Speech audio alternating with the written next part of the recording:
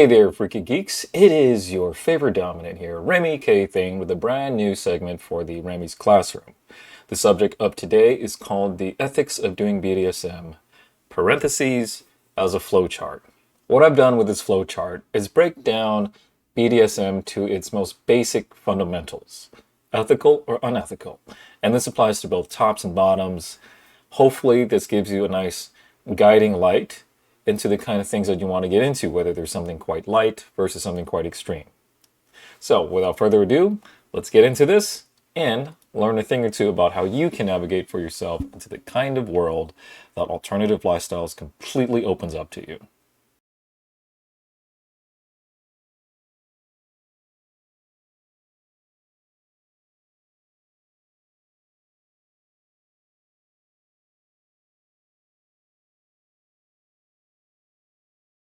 Now, the first golden rule when it comes to any of this stuff is, did you get enthusiastic consent to engage? Now, that is in the gold box. That is number one, no matter what you do and who you do it with. What we mean by that is someone has to give you their consent with absolute clarity and no uncertainty that this is the thing that they want to do.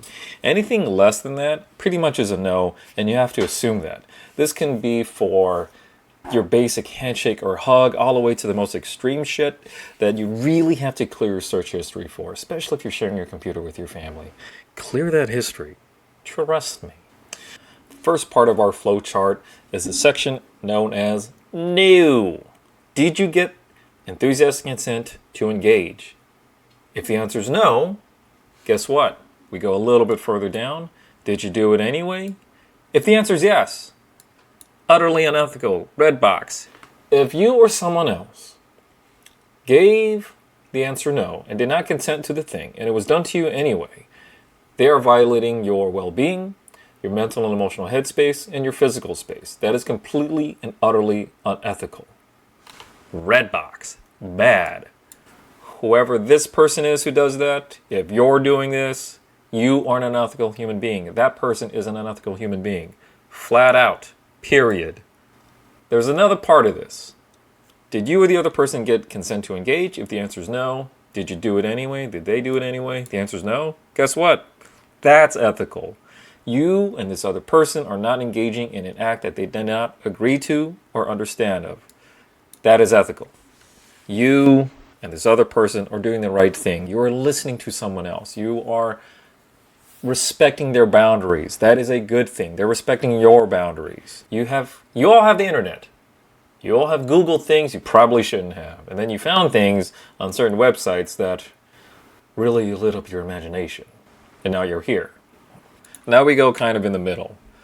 Did you get enthusiastic consent to engage? Maybe it was kind of vague. Maybe basically it's a soft yes, it's a sigh of yes, it feels like a forced yes. It's literally maybe. We go to back on the other side of this chart. Did you do it anyway? Did the other person do it anyway? If the answer is yes, unethical. Red box yet again. Unless it's unequivocally a complete yes, you have to take anything else as a no. Don't do it. Trust me. Everyone knows it's not a good thing to feel forced to do something you don't want to do. Like flat out, period. And it also goes back to the other part of the flow chart. If you get if you get a maybe and you didn't do it anyway, that's ethical. The other person is ethical. If you gave someone a maybe when you're like, I don't know about it, and they didn't do it, guess what? They are listening to you. They're not just listening to your words. They're listening to the subtext of those words, of your feelings. They're seeing how you're reacting to it. This is a good thing. I cannot repeat it enough. Anything that is not a happy, enthusiastic, unequivocal, completely done with clarity, yes, it's got to be a no. And not asking is definitely a no. Don't do the thing if someone doesn't know you're going to do it. That is for you or to you. Someone should not be doing anything to you that you did not already know about or agree to. It is completely and utterly unethical. It's so bad it's not even on this chart, actually. That's how bad it is. If someone does a thing to you or you do something to someone else and they didn't even know about it, that is completely and utterly unethical. And honestly, whoever is doing that is a piece of dog shit. Now we get to the fun part, the bread and butter of doing anything alternative lifestyle, which, for all intents and purposes, could be something light like impact play, which is a huge umbrella term for all sorts of things you can do, versus the really extreme shit that, again, you've seen on the internet. Now, if you get enthusiastic consent to engage, like whatever you're about to do, again, could be light, could be extreme. If it's a yes, great. But we have other things we need to consider now. Is the act you're doing likely to cause long-term harm and ruin quality of life? What do we mean by that? What we mean is that if the person that you are playing with, or if you are being played with, if the thing you're about to do, you can't heal from within 2 weeks at the very least, it's bad. That is ruining quality of life. That could be doing nerve damage, that could be broken bones, that could be pulling someone's fucking hair out by accident. It could be all sorts of things that someone can't easily recover from. And because the alternative lifestyle have so many different things that you can engage in that can be quite dangerous or quite extreme, it's just too many to list. So a lot of things can ruin quality of life. If that were to happen, or if that is likely to happen, you have a couple of things you got to ask yourself. Is the act you're doing likely to cause long-term harm and ruin quality of life? If the answer is maybe, you don't really know. It's kind of vague because you have no formal training, you didn't do any research, etc., etc. Did you do it anyway? If the answer is yes, then it's unethical. It is completely unethical to engage in something that you have no idea what you're getting into. We have the internet out there, which I know it's the internet. It doesn't have all the answers. In fact, a lot of flat earthers came out of the internet, so it's not the know-all, end all and all that, but it's a good beginning. You can't engage in an act that you have done zero research on because of how dangerous it can be in the scene. It's very unethical to do that for yourself and for others. Long-term quality, kind of vague, maybe, but you didn't do it anyway, or the other person didn't engage anyway, then that's ethical. For an example, let's say that you're a rope bottom, you know nothing about rope, but you engage with someone who does know something about rope. But they don't know anything about you as a human being, how you react to rope, if you are even allergic to types of rope, and they don't engage with rope with you, they are being ethical because they're watching out for your well-being and honestly their own well-being. If something were to bad were happening to you, and it is a reflection on them and their professionalism or their lack of it. Now we get back into the other parts of this flow chart. Is the act you're doing likely to cause long-term harm and ruin quality of life? If the answer is yes, like you know for sure that the thing you're about to engage in has the possibility of doing that, then you have another question. Did you educate yourself with classes, training, or guidance to properly assess, understand, and keep safe the act that you are doing?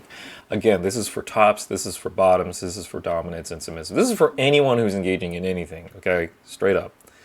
If you ask yourself that question and the answer is no, follow that line. If the answer is no, guess what? And you did it anyway, back to being unethical. You knew it was dangerous. You did it anyway without any training or guidance or any kind of safety measure. That is completely, utterly unethical. Big red box. And here's the thing about the scene that I'm going to tell you guys right now. When it comes to the world of alternative lifestyles, there's a lot of unethical people there because of the extreme things you can do in this scene. So it attracts extreme personalities. So you have to be careful for yourself and for others. Back to the the big box in the middle. Did you educate yourself? No. Did you do it anyways? No. Guess what? Back to being ethical. If you didn't educate yourself on the thing, or someone else didn't, and they did not engage in that act because they knew it was dangerous, that's being ethical. You are being a responsible human being. The other person engaging with you is being a responsible human being. These are all good things. No is a great answer. No is a powerful answer. No is absolutely ethical to say when it comes to these types of things. Never feel pressure to do anything you don't want to do, ever. Now we come to the middle part. Is the act you're doing likely to cause long-term harm and ruin quality of life? You don't know? Well, you don't know if it will. Guess what? It goes back into this box. Did you educate yourself with classes, training, or guidance to properly assess? And we go back to all this stuff. If you don't know and you didn't bother to do research, you did it anyway, guess what? Big red box. Unethical yet again. Did you do it anyway? Answer is no. Guess what? Back to being ethical. It's a very simple flowchart and diagram. You have to make it that simple in life. These are very complex topics. The human mind is just this litany of cats and dogs fighting each other, and crazy to say the least. And sexuality is a spectrum. So you have, and the expression of sensuality is a huge spectrum. It's a lot of complicated factors going on, which means that the more complicated something is, the more simple you have to make it or break it down to its fundamentals. And so for this, it's unethical or ethical. If you don't know, guess what? You got to do training. You got to educate yourself on it. Is the act you're doing likely to cause long-term harm and ruin quality of life? If the answer is no, like legitimately, it is a no. The thing you're about to engage in will in no way do any kind of long-term harm and quality of life. Guess what? It's ethical. It's completely ethical to do the thing.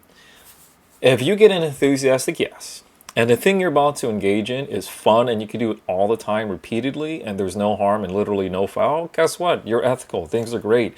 You got an enthusiastic yes. That means you can do the thing that you want to do, and then back down right here. Keep having fun. Do the thing repeatedly. And I cannot emphasize that enough when it comes to this kind of lifestyle. If you can repeatedly do the thing, whether it's crazy or not, and it's fun and no one gets hurt, that is a good thing. You should keep doing that thing. Now that part's easy. There's a little bit more to this flowchart which we need to get into. Now we go back into the middle of our box about education. We first covered, no, you didn't get educated. Now we're going to cover if you did get educated on the subject that you're trying to engage in. Let's say you did get training. Now you have to ask yourself another question. Did long-term harm ruin quality of life, either for yourself or for your partner? If the answer is yes, there's another question you got to ask yourself. Could that harm have been prevented by you?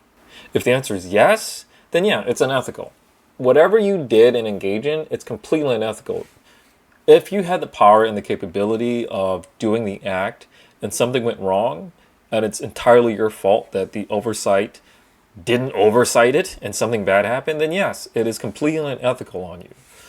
There are so many laws and so many parts of our society in which we try to put responsibility on another human being for something that they could have prevented. It's the same thing in kink. If the responsibility of safety is on you and you completely fail in that, that's still a failure. It is an ethical failure on you. Now, could have the education and the training been terrible? Honestly, yeah, it could have been terrible. You could not have been trained properly. The problem is that when it comes to this scene in this world, there's so many different classes and there's so many things to get into that you have to take all these classes. You have to understand the thing that you're getting into from a bunch of different perspectives. That way that you can engage in any of these acts and have fun with it, or understand the dangers of it and circumvent them and try to like get around them. That way nothing bad happens. So yes. Now on the flip side of this, if you had training and then harm came by, the question you ask yourself, could the harm have been prevented by you? If the answer is no, it could not have been, or the answer is I don't know, both of them lead to the same box again. Did you actually educate yourself with classes, training, or guidance to properly assess, understand, and keep safe the act that you are doing? What do we mean by that? As I said earlier, some of these classes are done by people who have engaged in that act for maybe a month, and then they're off trying to teach it to other people. Other times, it's someone who's been in the scene for a very long time. The part of that is now on the onus of the person taking the classes to do the vetting. If you are taking classes or training from someone, you want to make sure the person that you are being trained by or taught by is a legitimate source of the thing that you're about to engage in.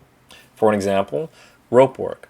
I do not take any rope bondage classes from anyone else except my sensei, because he's the only Kinbaku sensei who is a legitimate Kinbaku and Shibari sensei on the Western Hemisphere. Anyone else claiming that on this side of the earth is a liar, straight up. There's maybe 10 senseis alive. I want to say around that, if I recall correctly. He's the only one on this side. The rest are in Japan. Anyone else claiming to be a recognized Kinbaku sensei is, again, lying. They're completely lying. Or they're allowing their fan base who doesn't know any better to call them sensei, even though they're not. And they're not as well versed as an actual sensei could be and is. So things like that. Did you actually get trained properly? Is a question you have to ask yourself anytime you take these classes. If you believe that you are not or you weren't educated enough, take other classes from other people. You might get a fresh perspective on the thing that you're doing. So you might get a wide variety of experiences when you take different classes on the same subject, and that is a good thing. You want to collect as much information as you can. Even if it's for something small, like, again, impact play or even tickling. Like, there are things that you should understand and know in its entirety before you engage in them. And the more dangerous of an act you can do, the more classes and training you should have before you engage with them.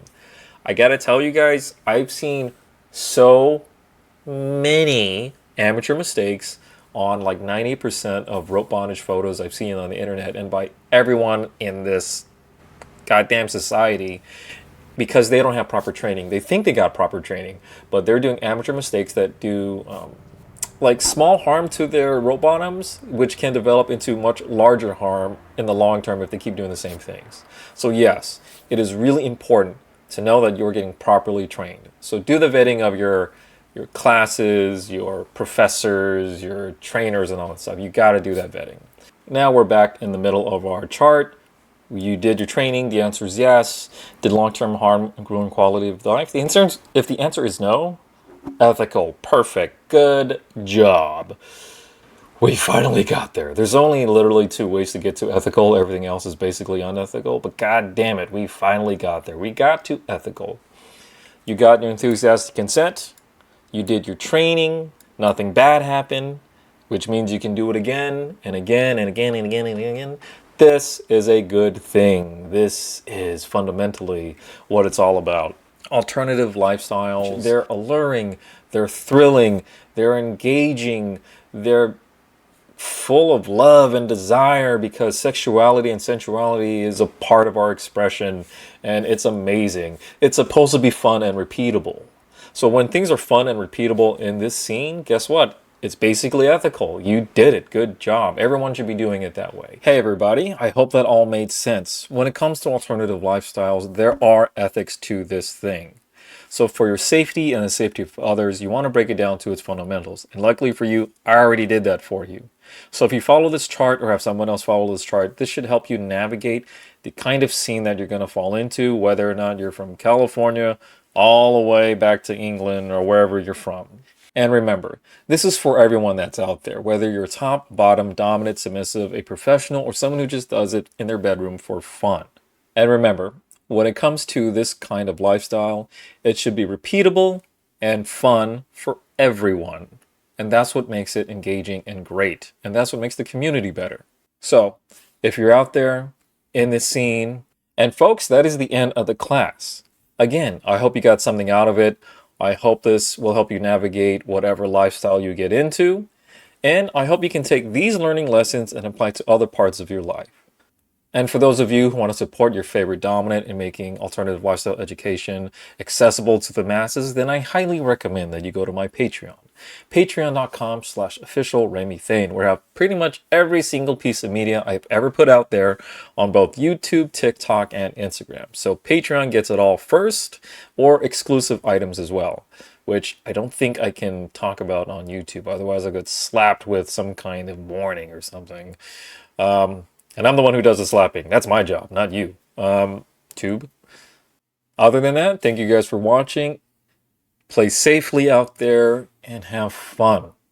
Again and again and again and again.